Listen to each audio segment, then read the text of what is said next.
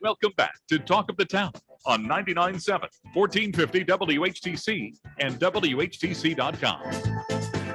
And we welcome you back to Talk of the Town for this Monday, September 13th. I'm Gary Stevens.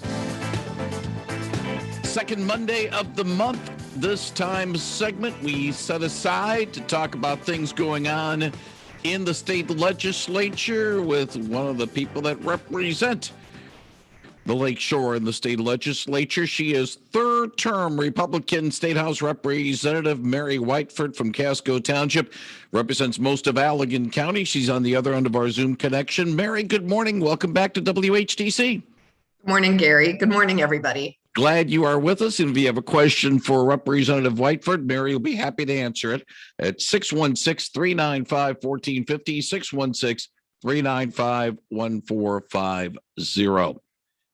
As we speak, Mary, lawmakers go back to work, if not tomorrow, very shortly. And there is a budget that needs to be passed. The governor's got her thoughts. The legislature has expressed its thoughts. Are we concerned that we could come to October 1 and we have state government coming to a halt? Or do you see some sort of, aversion to this right now? Well, you've asked the perfect person. So I'm Vice Chair of Appropriations and I chair half the state budget, $30 billion Health and Human Services budget. I've worked every single day this summer, for the most part, on this budget. We had great conversations a week and a half ago, actually, between me, the Senate, and the State Budget Office, who is appointed by the governor and working directly with the department. And we've really made it through almost the entire Health and Human Services budget, just a few top level decisions being made between the appropriations chairs and the governor's office. And we should be good to go. Just because we're not in Lansing doesn't mean we're not working. So the other things I've really been focused on is child welfare. We've got a huge recommendation coming out in the next few weeks on how to make sure every child in the child welfare system, foster care, has a champion and a forever family. And that's been really important. And I've been traveling all over the state, working on my behavioral health, the public behavioral health system redesign, which is a really big thing too. So. We'll touch upon some of those things in a few moments, but I do have one other budget-related question. A couple of years ago, in her first year at the helm, Governor Whitmer issued, if I'm not mistaken, 147 line item vetoes in getting the budget signed on time, but the veto pen was unprecedented. Not as much last year. Do you expect the governor to do some redlining this time around, or again, as you said, because of the work that your office and other lawmakers' offices have had with the Whitmer administration, we won't see too many line item vetoes? So my expectation, so last year, what happened was, because we couldn't meet in person as much, is that the chairs and the state business office got together and they made an agreement. And then we sat down between the department, House and Senate, and decided on an agreement as well. And there were no line item vetoes. There were some things that were saying they could not be enforced, but that was a separate issue. I feel like there's been good intent to make sure that we've all sat down and agreed. I got my priorities, which was massive child welfare, as well as behavioral health and human trafficking investments. The Senate, they had some major priorities, and then the department had major priorities. We all got our major priorities written in. We agreed on it. I think it would be very disingenuous if the governor went and did line item vetoes. She always has that option, but I would be really, really disappointed after working together through this entire process doing this. 616-395-1450 if you have a question for State Representative Mary Whiteford. I need to address this issue. It was brought up by your colleague from the other side of the county, Steve Johnson out of Wayland, dealing with the Allegan County Health Department and letters coming from the health department addressed to parents of children who are not vaccinated for the COVID-19 novel coronavirus, intimating perhaps that if those children could possibly be subject to Child Protective Services if they have close contact, they don't follow the rules. And Johnson was very upset about that letter. The Allegan County Board not happy with it as well. You're not happy with some of the mandates yourself about this particular situation, but the letter, and I don't know whether or not you've seen it, did it come across as strongly to you as it did perhaps with your colleague on the other side of the county, Steve Johnson? Yeah, it did. And the excuse was that that was a letter that had been going out since last summer. I mean, it's unacceptable. Words matter, and that should have been corrected. I've talked directly with commissioners, the county executive, and I put statements out there as well. I don't think it's proper. You know, last March when I got my vaccine, my mom and I both did in Holland. I was talking to the senior center director there. He's like, you know what, we're making these decisions when almost everybody who's getting seriously ill are over 50. It's not the kids who are getting seriously ill. And there's going to be some sick cases. I mean, kids die of chickenpox. I worked in an emergency room at a children's hospital. Are we trying to eradicate chickenpox? No, we've got to address these kids. And here's a good example. I was over at Helen DeVos last week on their psych unit, and we're all wearing masks, and these seriously affected children are not. I wanted to put them at rest, that they weren't just in a fishbowl, right? But they can't see my face. So what do these kids see? They see zombies walking down the hall, people that they can't even identify. They don't know if they're friend or foe. I mean, this is a big deal. And it's really easy to make a top-down decision that, oh yes, masks for every child, because we can do that and we can explain because they can't get vaccinated. That's not right, because I mean, I saw my grandkids, they all had COVID snotty noses, and they were sick for a week or two, but not bad. And before they went to school, they all got their temperature checked. They got asked by their parents. Their parents were asked if the kids were exposed, and they didn't walk through those doors if they were. So I think there's a way to do this and to ensure kids, you know, are as safe as possible, but putting masks on them is not okay. And, you know, people who have the opportunity, they're putting their kids in private schools. And so now the schools are clamoring, they're losing students because parents are putting the stake in the ground and saying, well, I'm not sending my child to school because you're taking away my parental rights. So now the schools are saying, hey, you need to make sure that we have certainty in our payment for kids, because our system, according to Proposal A, is that schools are reimbursed based on the students who go to school there. Well, I can't go and change Proposal A. That's how it's set up. But it is just a muck. It's a mess. And I spent all weekend at the county fair, swarms of people coming up to me and saying, thank you for taking this stance. We as parents need to be able to make this decision on our own. And we're not having that opportunity. So I'm hoping the commissioners make a good decision today or tomorrow, or that the health officer changes her course. But it's very, very hard on the people of Allegan County right now. 616-395-1450. Good morning. You're on the line with State Representative Mary Whiteford. Yeah, I heard a rumor the president's supposed to hand out another stimulus check. Is that true? If you heard anything about it? I have not heard that. Listen, All right, thank you very much for the call. Yeah, I have not heard that there's further stimulus checks coming. We're just talking about the big transportation package. You know, just more infrastructure. Yeah, right now, no helicopter money. That was a term used by Clark Howard, and I kind of like that for the stimulus money. 616-395-1450. Let me take a couple of tacks along the lines of what we were discussing a few moments ago. One, using the intimation of Child Protective Services on this. I don't think that seems a little harsh, to be honest with you. To say, you know, if you don't follow suit, we're going to take your kids away from you. That's a little harsh. It's really heavy-handed. It's unacceptable. The other thing is this: some are questioning the decision that was made several generations ago to give the health officer in each county autonomous rule. They cannot be taken out by governmental bodies. It was meant to depoliticize the position so that the health officer can make decisions without being influenced one way or the other by the political process. Some say that's good. Others say it makes the health officer unaccountable to the people. Health officers will respond, well, we're accountable because we have to care for the health of the entire county. But some say it has to go to the legislature so that the health officers needs to be held accountable to the county commissioners in this situation. Do you see this possibly happening now, or because maybe the initial blow, the initial COVID-19 storm is over, we're 18, 19 months into it, maybe that might not happen? Okay, so let's go back to what's the point of the health officer having these duties? Say there's salmonella in a restaurant.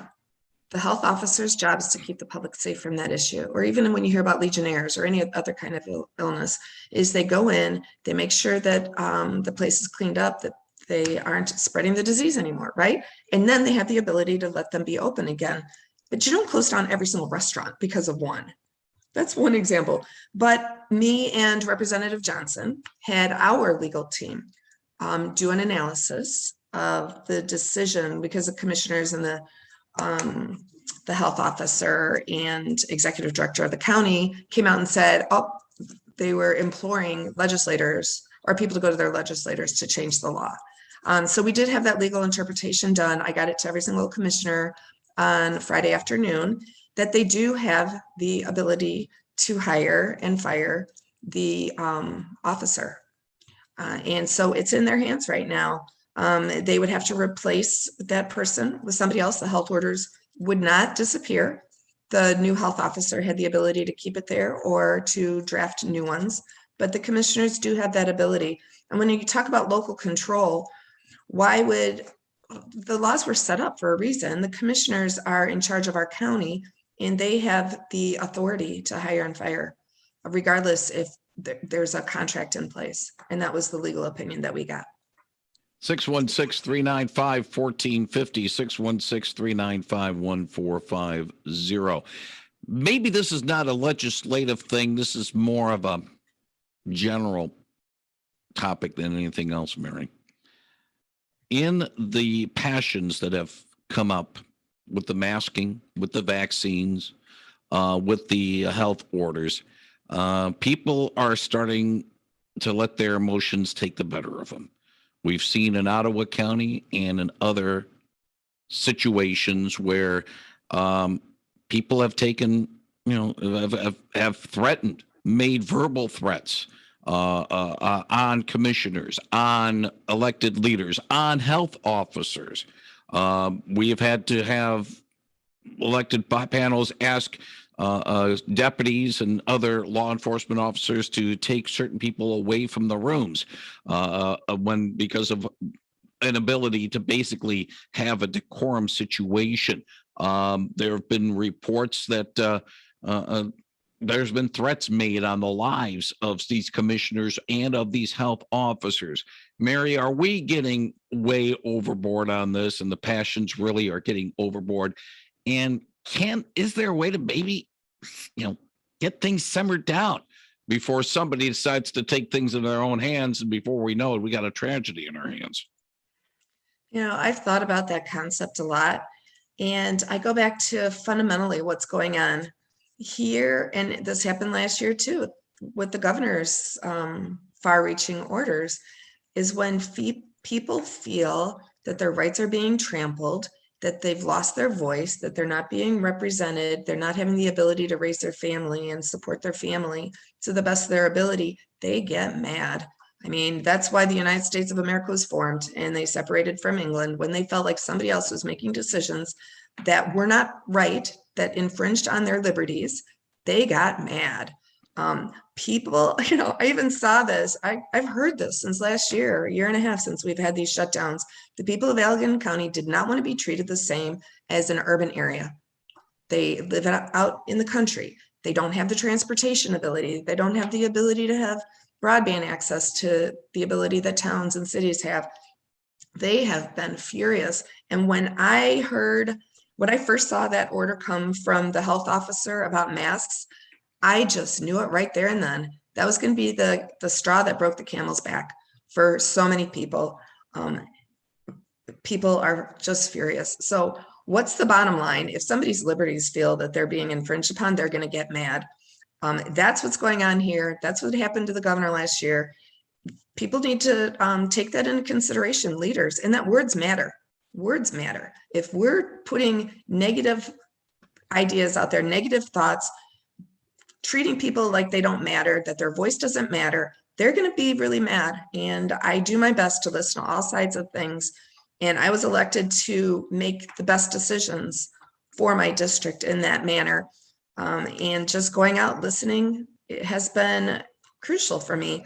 But I also feel if you're not standing up for something, you're not standing up for anything. I'm not going to keep my powder dry. I'm not going to try to make everybody happy. I'm going to do my best.